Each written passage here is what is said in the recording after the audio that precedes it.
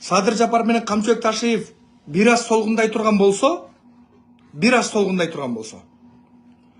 автоматически Акылбек Жапаров бүткүл дүйнөгө таанылып, ие болуп отуруп алат. Мына туугандар, бул жагы 1-2 километр, 2 километр жүрдүкпү? 2 километр жүрдүк, мына контейнер менен тосулган.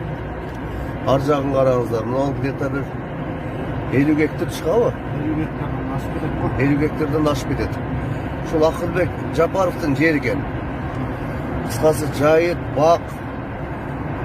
Акылбек Жапаровдун жери. Мына бир эле чиновниктен ушунча жер тоскон мына.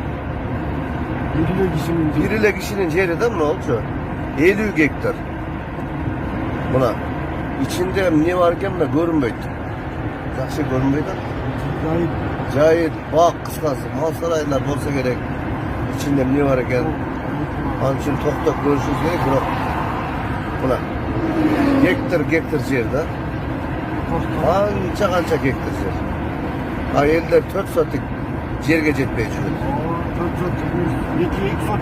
2 sotikka jetmay yurgan qarapayım ellar buna. Polnik, buna konteynerni bası qancha. Oo, вообще. Hem qarangizlar, şu tenglikmi? Akıllı ol, akıl үйрөтөт, Акылбек Жапаров мына. Мен угушум мүмкүн башкарып. Саламатсыздар, урматтуу кыргыз элим. Мен Кудайбердиев Абдонурдун апасы болом. Абдонур азыркы убакта 6 жашка толду. Балам эч кандай сөздү сүйлөй элек. Сүйлөшүнө себепкер болуңуздар кыргыз элим. Эл арасында сүйлөп, күлүп жүргөнгө не жетсин. Кыргыз элим, жардамыңыздарды аябаңыздар. Турция мамлекетинде операция болот деген үмүтүбүз бар. Врачтар кепилдик берип жатат, операциядан кийин сүйлөп кетет дейт. Үмүтүбүз бар, кыргыз элим, сиздерден үмүтүбүз чоң. Жардамыңыздарды аябаңыздар, кайдыгер карабаңыздар. Абдонурумдун диагнозу МВПР синдром. Мындай балдар сүйлөп кетет дейт. Биздин операциябыздын суммасы $49.700. Азыркы убакта бизде 1 миллион сом чогулду. Берген аманатыңыздарды алып жатабыз, кыргыз элим. Бизден кайтпаса да Аллахымдан эки эселеп кайтсын сиздерге. Мындан ары да жардамыңыздарды аябай. Баламдын сүйлөп кетишине себепкер болуңуздарды суранам, кыргыз элим. Кайдыгер карабай жардамыңыздарды аябаңыздар. Реквизит номерлер өзүмө караштуу. Мбанк Зинат деп чыгат 0333. Россия өлкөсүнөн котором деген мекендештерге Сбербанк бар 3798 Урумбек деп чыгат. Алдын ала Аллахым разы болсун сиздерден. Кайдыгер карабай жардамыңыздарды аябаңыздар. Деп айтты эле. Бирок Акылбек Жапаров биздин мамлекетибизди 7 областты Японияга берели, башка бир мамлекеттерге берели деген адамдардын демилгечиси ошол болчу убагында. Унчукпай отура турган болсок, Акылбек Жапаров, силердин жаныңарды Кудай алса, биз силерден салык талабыбыз деп атат. Ушуну так баса белгилеп коеюн. Карапайым калк, карапайым кой жайган, уй жайган, эптеп жашоосун өткөрүп аткан, Швеядан надон болуп иштеген, парикмахерде чач алып аткан адамдар, тигил базарда турган, сыз кечип отурган адамдар налогту эч убакта төлөбөй койбойт. Төлөп келген жана төлөй берет. Тескерисинче Акылбек Жапаровго окшогон адамдар мамлекетибизге салыктарды төлөбөй кылмыш иши козголсо жабып коюп атат. Мен эмне үчүн Акылбек Жапаровго карамандай каршы чыгып атам?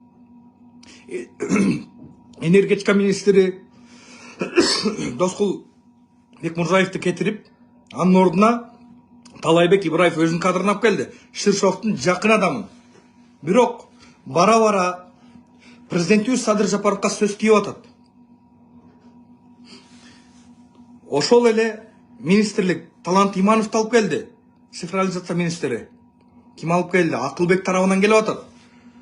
Мурда таможняда, урматтуу бир туугандар, урматтуу кыргыз элим, таможняда биринчи орун басары, биринчи таможнянын төрагасы, биринчи эмеси, төрагасы Акылбек Жапаровдун эмеси менен келген, демилгеси менен. Ошол адам коррупция менен кармалып, пара алып аткан жеринен кармалып 50 миллион сом төлөп чыкты. Мындай айтканда Акылбек алып келген кадрларын полный бүттүк катастрофага алып келип атат. Мен ошону айтып атам. Эртең Акылбектин эмесин Бакай Кашкарбаев окшогон сабатсыз, саясаттын сөзүн түшүнбөгөн адамдар о ла деп колдой берсе, Бакайдын ойуна кое турган болсоң, барып туруп жанагыл тигил Кыргыз темир жолуна барып туруп, мен активист Бакай Кашкарбаев, мен келдим, давай ачкыла деп туруп, мен бунун атынан келдим деп атын сатып, арматура менен уруп, анын байлыгын тартып алышы толук ыктымал. Аны калдаган калың элдин баары билет. Биз мыйзамдуу өлкөдө жашап атабыз. Кошоматтын да чеги болот. Урматтуу кыргыз элим, кыргызстандыктар, мен саясаттан кеткен жокмун. Бирок действительно элге калдаган калың элге чынында ыраазымын. Менмин деген Атамбаевдин убагында, Бакиевдин убагында, Акаевдин убагында жүргөн саясатчылар мени скрин кылып чыгарып жиберип, мени чынында кубандырат. Жанагыл адам баласына жакшылык жасасаң да жакпайсың, жамандык жасасаң да жакпайсың. Бир нерсени баса белгилеп коеюн. Ливиянын президенти бир аз интернет кармаган жерде турам, ошого начар болуп атышы мүмкүн. Муаммар Каддафи өзүнүн мамлекетинин транспортторун полный бүттүгүн бекер кылып, жана көчөдө жүргөн жумушу жок адамдарга $600 акча айлык чыгарып берсе дагы, газ, суузу бүттүгү бекер болсо дагы, ошол жаккан эмес. Бирок пропаганда менен, бирок жамандоо менен ошол адам Американын куралы болду дагы бул дүйнөдөн жоготушту. Бирөөлөрдүн тилине кирип. Бирок президентибиз Садыр Жапаров менен Ташиевдин иштеп аткандан негизи жок, иштеп атат колдорунан келишинче. Бирок Акылбек Жапаровго окшогон адамдар Садыр Жапаров менен Камчыбек Ташиевди анга түртүп баратат.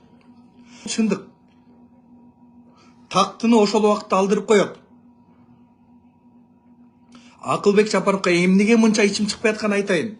Бул кече бизди пандемияга тыгып $670 миллион биз өлгөнү калдык деп туруп, акча алып туруп, 100 сомдук масканы 25 сомдон саткан соке. Ошонун кан кудасы болот да бул.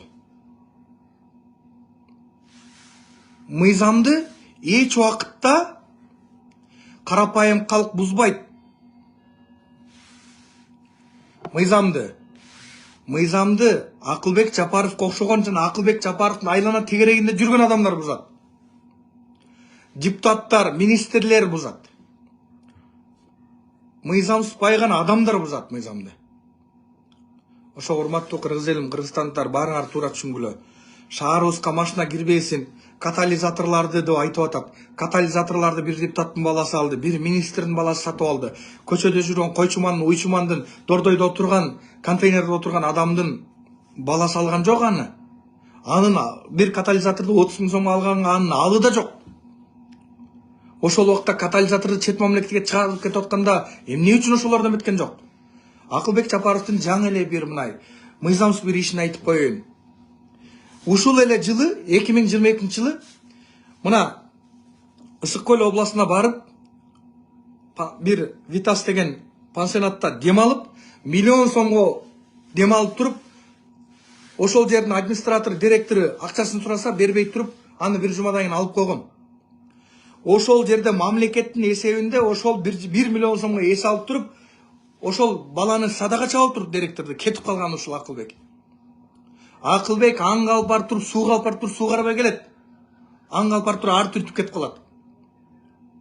Текебаевдин айтканы чынында туура. Тигил Акылбекти башкарыш үчүн 2 эсе же 3 эсе алдыныраак ойлонуш керек деген. Ошого Бакай сага да айтам, сен деңгээлиңди элдин баары билет. Кыйынсыңбы, ачуучундукты айт. Анга түшүп калганда сен эртең эчтеке кыла албайсың. Садыр Жапаров Камчыбек Ташиевке ушунчалык күйөт экенсиң. Эртең бирдеке болсо сени барго тепселеп кетет. Сен никтосуң. Садыр Жапаровдун гана мындай колдоосу менен гана Садыр Жапаров гана ушу элге таанымал болгон үчүн, элге кызмат кылып алган үчүн, Бакай туура айтып атат деп монтип угуп атат. Бирок өзүң чыгып элге акыл айтчы, айтат. Өзүң жашооңду жакшыртып ал биринчи. Тегерегиңди, телегейиңди тегиз кылып ал, андан кийин элге акыл айт дейт. Айтасыңбы? Факты менен айт. Айтпайсыңбы? Пактаны жөн эле койбо. Биз билебиз. Ким экенин, ким кандай экенин баарын билебиз. Эми мен жиним келгени, Талайбек Ибраев энергетика министри каратып туруп калып айтат, 10 жылдык мурунку сүрөт деп. Ал сүрөттүн качан экенин, каерден тартылган полный бүттүгүн жакын арада жарыялайбыз. Кечеги биримдикчи, кечеги мекеним Кыргызстанчы, кечеги ар бир бийликтин алдында жүргөн акмактар азыркы убакытта чартаңбай теуп жыргап жүрөсүңөр. Мен силерге ичим күйүп аткан жок. Өлүп кеткиле эмне кылсаңар да ошо кылгыла. Бирок Садыр Жапаров менен Камчы Өкташевдин башын айлантып атасыңар. Ошон үчүн урматтуу бир туугандар, урматтуу кыргыз элим, бүгүн эфир мындай чыдамсыздык менен кирип айтып атам. Эфир бир аз азыраак болот. Акылбек, акылың болсо тезирээк кетип кал. Кет. Сенин жана фейк фирмаң гана сени колдоп, ай Акылбек иштеп атат, Акылбек мынтип атат деп атат. Элден сен, элдин үстүнө кайыш тилип, экономиканы көтөрбөй эле кой. Мамлекетти көтөрбөй эле кой. Мамлекетти Акылбек Сага окшогон адамдар, Атамбаевге окшогон адамдар, Бакиев, Акаевге окшогон адамдар, жана ошонун айлана тегеринде 5000 уурулар жеп бүткөн мамлекетти. Элге жерге күйгөн адамдардын баарын өлтүрүп тыңгансыңар убагында. Атканын атып, уулаганын уулап, камаганын камагансыңар убагында. Отурбаган эмен калбады, кызматың калбады.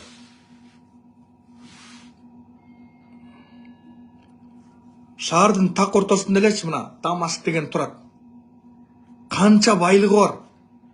Мына кеминди тегеретте контейнер менен тосуп койгон. Мына кантта канча деген Акылбектин уйлары турат. 2000 деген уйлар, саан уйлары. Мамлекетке канча салык төлөп атасыңар силер? А ошолордун баары декларациясында жок. Көрсөң булар байкуш, бул бечара. Буларга бооруң ачып кайра садака таштагың келип кетет. Өлүп баратсаңар да ачуу чындыкты айткыла. Ачуу чындыкты айтып өлгүлө. Алардан 30 000, 40 000, 50 000 алып алып, мамлекетибизге кыянатчылык жасабагыла.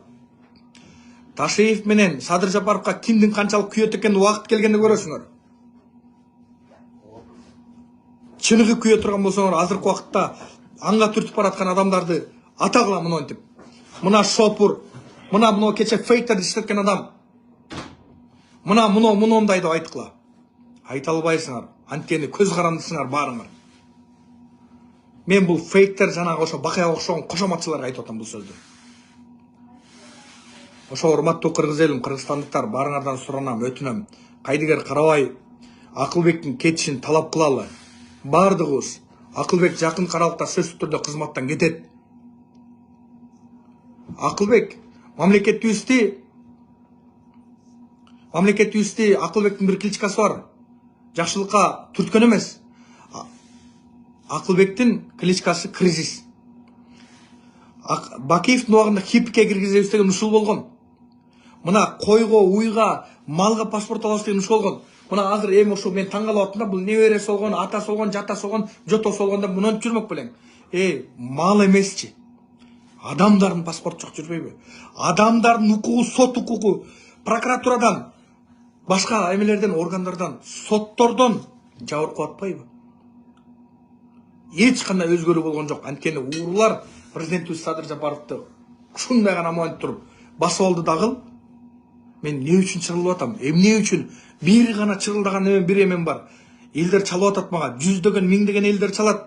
WhatsApp'тан жазат. Күн жылыса митинг жасайбыз. Акылбек биздин каныбызды какшатты деп атат. Завод, фабрика салып бергиле. Иш орун түзүп бергиле. Зарплатаны көтөргүлө. Андан кийин элден талап кылгыла. Туубаган катынды туасың дегенде эле кылып атасың да Акылбек сен. Анын дээринде жок болсо кантип туат ал? Ошон үчүн урматтуу кыргыз элим, кыргызстандыктар, кайдыгер карабай, бөлүшкүлө, комментарий калтыргыла, лайк баскыла. Кудай буйрса, Куда кааласа, Акылбек сөзсүз түрдө кетет. Президентибиз Садыр Нуркожоевич кимди министрлер кабинетин жетектегенди каалаган болсо, ошол болот. Бирок Акылбекке окшогон еврейлер болбосун. Акылбекти Ташиевдин жакын досу Жеңишек айтып атат мына парламентте. Бул төрөлгөндө еврейлер ыйлап деп. Күйүп атат, алар күйүп айтып атат. Мен азыркы убакта эл өкүлдөрүнө кайрылам. Депутаттар, Акылбек апрелде элдин жонун тескерисирин деп турат. Апрелде мыйзамдардын баарын киргизебиз деп атат. Кече жакында уялбай көтөрүп барып жана таксисттердин бардыгы лицензия алсын деп. Алар өздөрү сорго жашап атпайбы? Сорго жашап аткан адамдарга лицензия ал, анан буга уруксат ал, буга тигин ал деп алардын полный бүткөн кыйнашынын кажети жок. Биринчи условия түзүп бергиле. Бардыгын кылып бергиле, андан кийин айткыла, сен муну кылышың керек. Муну мыйзамдан чыкпа деп. Мага келген адамдардын бардыгы кыйналган, кысталган, ыйлаган, сыздаган адамдар. Ошол Акылбек окшогон адамдар, ошол укук коргоо органдарында отурган адамдар иштебей аткан үчүн президентибиз Садыр Жапаровдун довериясына кирип туруп, хоп, шеф, бардыгы жакшы болуп атат. Кылыбыз да кыйшайбайт деп отурушат. А бирок эл деген сел, кыл эмес, кылычты мийизин кайтарып коет.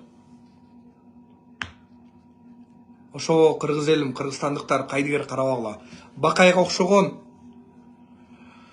жүзү кара, эки жүздүү адамдарга алданбагыла. Ким экенин баарын билем. Эркексиңби? Эркекче жаса. Жасай албайсың, кошоматты кылба. Мен президентибизге эч убакта кошомат жасаган эмесмин. Ташиевке да кошомат жасаган эмесмин. Силердин алдыңарда кандай сүйлөп атсам, ошондой сүйлөгөн адаммын.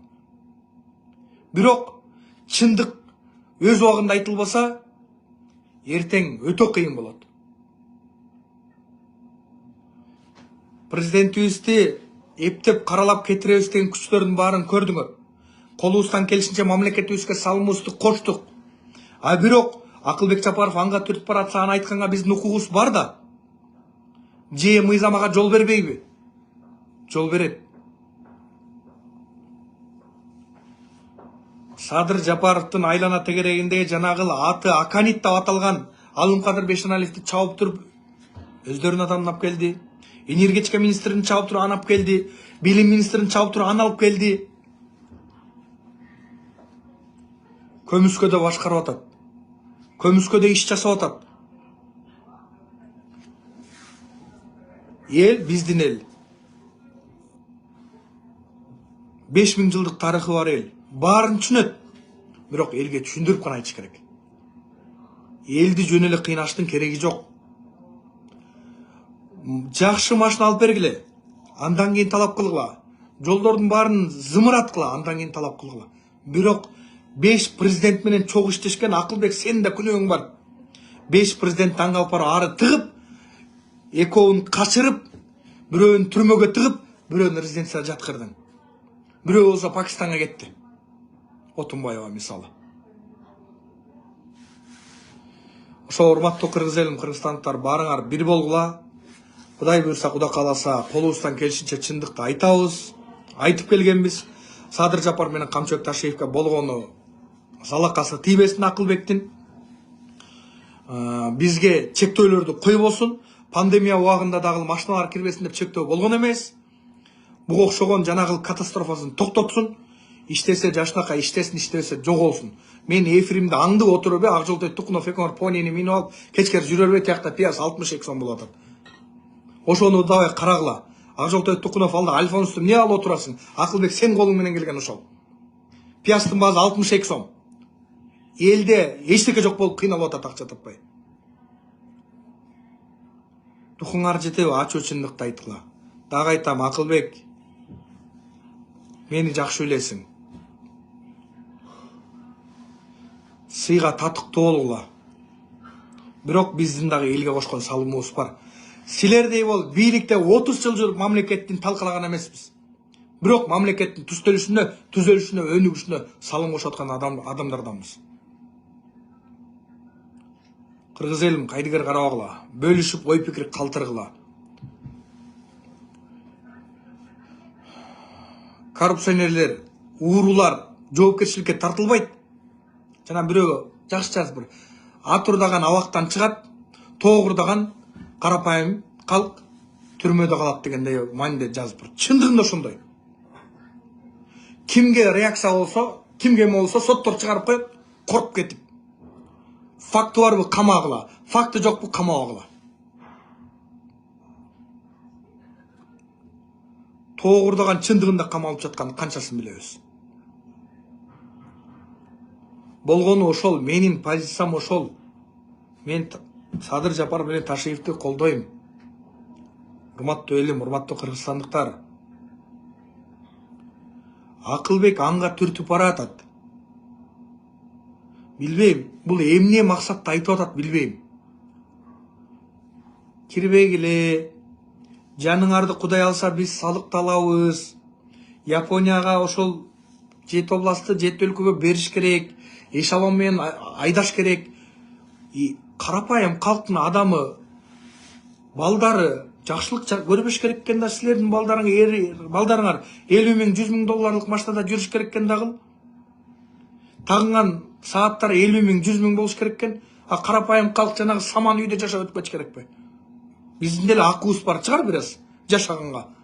Алла Таала баарыбызга өмүрдү бир берип аткандан кийин. Бирок бул дүйнөдө жыргап атасыңар, урдуп атасыңар, аркы дүйнөдө сөзсүз түрдө жооп бересиңер. Мен ойлойм, президентибиз Садыр Жапаров көрүп турат, билип турат баардыгын. Чечимди сөзсүз түрдө кабыл алат деп ишенем. Неге деген кезде эл арасында кырдаал өтө кыйын. Мен билген катар сыздап айтып атам. Мен президентибизге киргенде да ушул сөздөрдү айтам. Башкалардай болуп кирип туруп өзүмдүн жумушумду бүтүрүп кеткен адам эмесмин. Элдин көйгөйүн айтып жүргөн адаммын.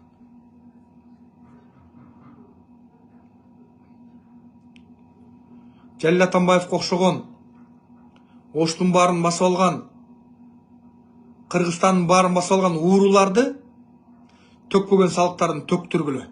Ошолорго катаал мыйзамдарды киргизгиле. Карапайым калкка эмес, элдин жашоосу асман менен жердей. Салыктан качкан силер болосуңар. Карапайым калк эч убакта качпайт. Куугула ошо байларды. Байлардын ошо байлыктарын мамлекетке чебергиле.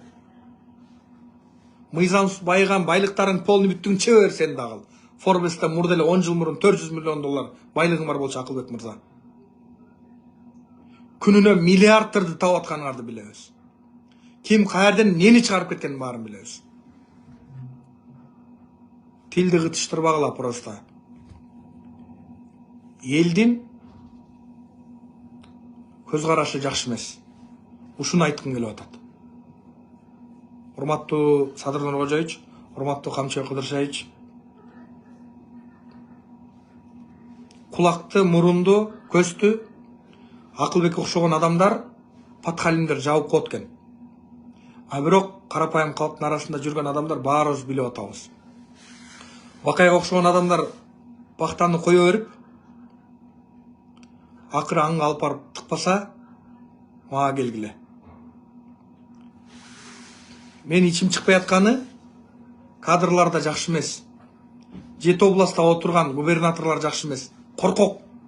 10%тер губернаторлордун айлана тегерегинде адамдар 30 миллион, 50 миллион сом менен кармалып атат.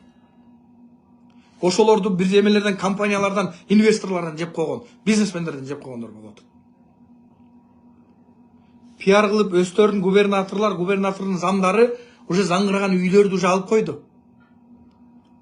А кече мекенчилмин деп тапочкасын тешип, жыртык куртка кийип жүргөн адамдардын жашоосу оңолгон жок. Тескерисинче алар кыйналып атат. Мен ойлойм, Акылбек Жапаровго караганда мекенчил болуп жүргөн, мекенине акча үчүн эмес, жүрөгүн мекенин арнаган адамдар бар. Анын ордуна отура турган, мекенге кызмат кыла турган таза адамдар жок эмес бар. 7 миллион адамдын арасынан бир гана Акылбек гана акылдуу болуп, калганысынын баары тупой болсо да билбейм. Мыкты адамдар бар. Ушуну бир билгиле, урматтуу элим, премьер-министрлик, чоң кызмат бул өлүп талып иштей турган жумуш эмес. Только приказ. Аны кыл, буну кыл, монт деген мондай болду бүттү. Ойлоп атасыңар, булар күнү түнү тынбай иштеп атат деп. Күнү түнү уктубай иштеп аткан мен билген ажообуз Садыр Жапаров, Камчыбек Ташиев экөө иштеп атат. Күнү түнү тынбай. Мамлекетти жоопкерчиликти алгандан соң мамлекетти көтөрөлү. Акылбекке окшогон адамдар билебиз эмне кылып жүргөндөрүн. Сокенин, Асылбектин кудасы эч убакта жакшылык жасабайт. Булардын командалары, тролль компаниялар, фейк компаниялар иштеп атат. Бир эле ал эле эмес. Атамбаевдики, башканыкы, дагы башканыкы бар. Бардыгы бүттүгү жакын арада биригип туруп бомбаны жарабыз деген да пландар бар.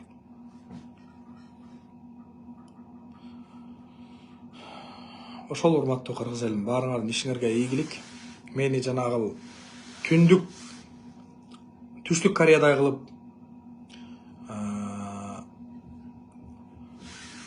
жанагы Ким Чен Ындай кылып туруп чыгарып жибергениңер мени чындыгында кубандырды. Көп адам чынында кетпе деп айтып тур. Баарыңарга рахмат, ыраазымын. Кете турган эч негиз жок. Колубуздан келишинче мамлекетке кызматты кылабыз. Башка бир адамдарды депутат боло алайын, министр боло алайын деген такыр эме жок. Атак берсе майын чыгарабыз. Любой жумушту жасап жүргөнбүз, жасайбыз дагы. Мисалы мындай эле айтайын да. Мен карапайым эле адамдын баласымын. 6-7 жылдан бери ишкерликпен алектенем.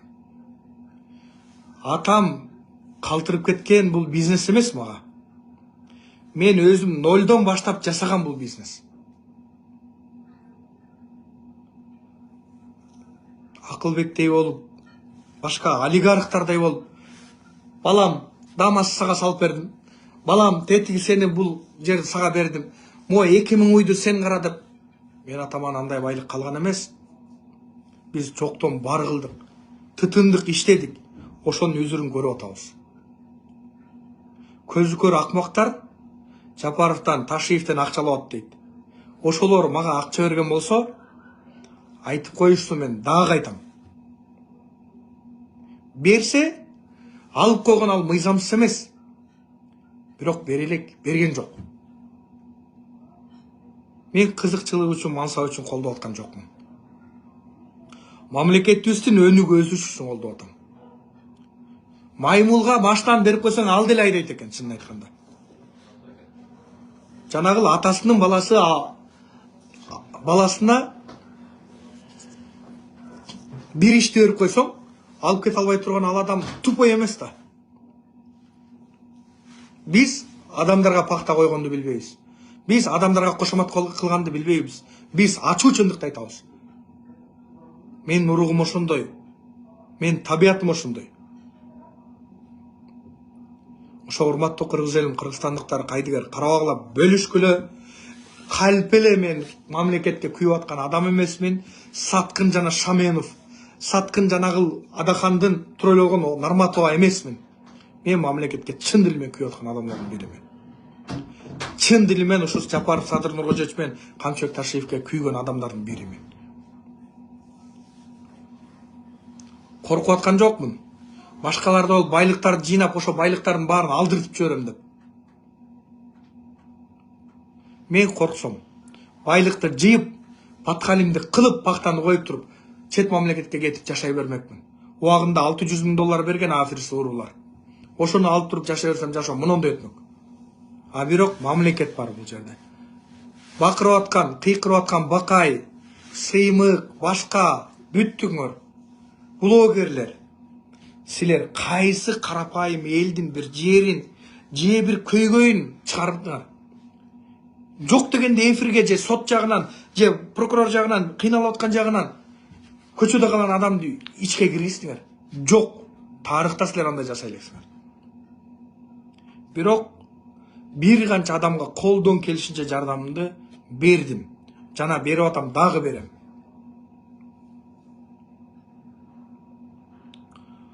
Мамлекет орустуку, негрдики, татардыкы, башка бир иностранецтик эмес. Мамлекет биздики.